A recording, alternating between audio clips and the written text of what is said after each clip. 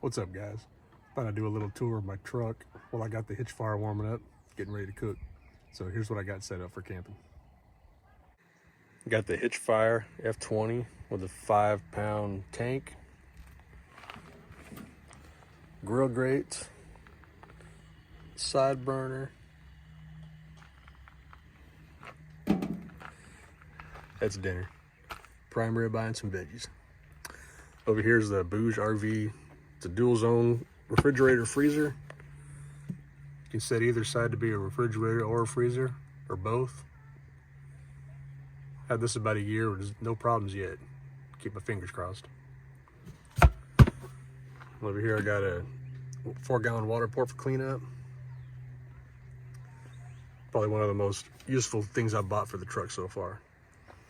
And the onboard power that's powering the refrigerator down here. Got a 12-volt outlet, USB outlet, switch, and a voltage monitor. And that runs from, let me go to the front and show you what I got hooked up to the front.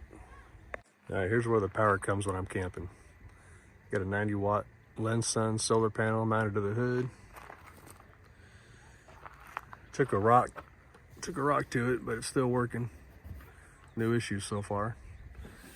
And underneath we got the Genesis off-road dual battery kit, 2 AGM batteries, auto switching. When the accessory battery gets low, it separates it so it doesn't drain the starter battery. It runs completely off the accessory battery at that point. This is the controller for the solar panel.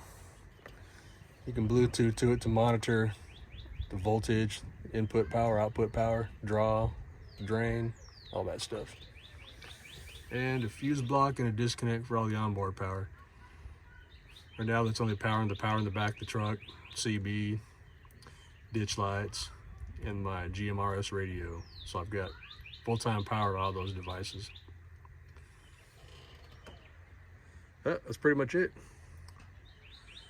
Thanks for watching.